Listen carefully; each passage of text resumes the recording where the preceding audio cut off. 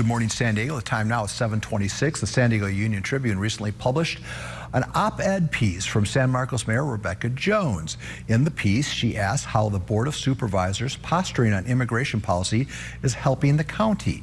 She joins us now to discuss this in greater detail. Mayor Jones, welcome back to KUSI. Please tell us about the op-ed piece. Give us the Cliff Notes. Well, basically it was about local electeds. You know, it's a nonpartisan seat. We're here to serve the people of the community and not get into all the theatrics of the political division. When we do that, we don't get anything done. So if you look at San Marcos, we have a very long history of staying in our lane, doing our job, focusing on the things that people care about and that we're actually hired to do. That is keeping people safe, spending their money wisely, and making sure that they have a good quality of life. Yeah, but, and I understand that, you know, yeah. If we ever all come to the middle and kind of communicate, things would be better, as your neck of the woods would suggest. But does it work that way? I mean, the first thing you do is you label somebody left or right, and liberal or conservative. Well, you don't have to live by a label there, Paul. But that's what happens, right? No, well, that's what we've allowed. Let me tell you a little bit about why I got involved and what drives me, because it's very different than most people. I really, honestly, I want to stay out of the politics of everything, because I know that when you bring politics into the job, you're not effective. I believe that I'm very effective, and here's why. You know, when I grew up in San Diego County, I don't know if you know that. I grew up in East County, so I'm an East County girl. But, you know, when I was 11, my parents got divorced. It was pretty chaotic. Everything, all the stability that I had really eroded, and it became a really tough childhood.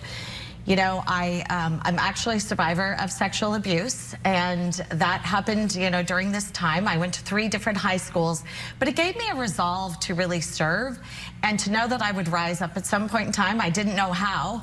With 3 different high schools, I thought, my gosh, the stability is just not there. So it drove me to succeed and to find common ground with people, to get along, but to also know that I have core values. That is a very important part of what we need to do with our communities. So I built a marketing company up to $100 million in sales. So I did rise. I knew that it would happen. I didn't know how. But this is what I have brought to the table. When you've got people that have life experience that is tough, what they do is they actually figure out how to be effective, and it drives me every day. And that is why, you know, being an elected official, it's been such a huge responsibility, but such a privilege too. And, you know, when you look around San Marcos, you see something that is a great place to live. And whether you've been a Democrat or a Republican on our city council, we have always worked together for the betterment of everybody, for the quality of life of everyone. All right, but to bring it back to the topic at hand, we're going to talk about how this Board of Supervisors should not be going out and publicly saying, hey, we're not going to cooperate with ICE. That doesn't help the general cause. Why is that? I mean, isn't that they're supposed to, the Board of Supervisors are supposed to set our political direction, are they not? Well, here's the thing. At the end of the day, we all have to follow federal law and state law. There's no way around that. So what Sheriff Martinez said was, here are the laws, I'm following them, and basically you're not the boss of me, because my job is independent. I'm actually, she's elected, she's directly elected. And so the Board of Supervisors doesn't have the authority to do that. You look at different cities, they're like, oh, we're going to follow these laws and those laws. We don't have the authority. We have to follow state law and federal law. So we're in a difficult position as elected officials in cities. But the truth is, when we stay in our lane and we keep the theatrics out of it, we can stay focused on what we're supposed to do, and that is serve people. And that is honestly the core of what I was talking about in my opinion piece. And that is, stay in your lane, do your job, and you are serving the people that you are elected to serve, and you're doing what they want you to do. What are the odds of that happening? Say Paloma Geary wins the D1 race. What are the odds of the County Board of Supervisors, then you would have 3 pretty liberal members of that board. What are the odds of them staying in their lane as it relates to immigration policy? Well, you know what, Paul? I can't actually predict what someone's going to think or do. I would hope that everyone starts thinking about what their job is. And their job is to stay out of the politics and serve people. And at the end of the day, we need to focus on the quality of life of our residents. And that should be done in every city and then also in the county.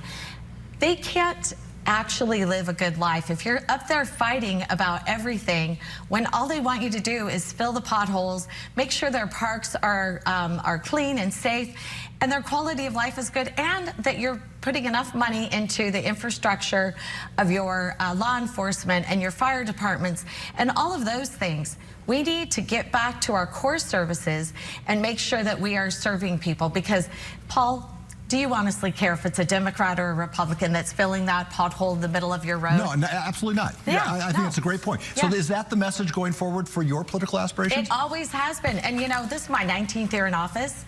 I've run on everything from quality of life, safety, and spending money wisely. Those have always been my core values. You know, it's a little bit different when you're talking about the Board of Supervisors. You've got mental health in that and homelessness.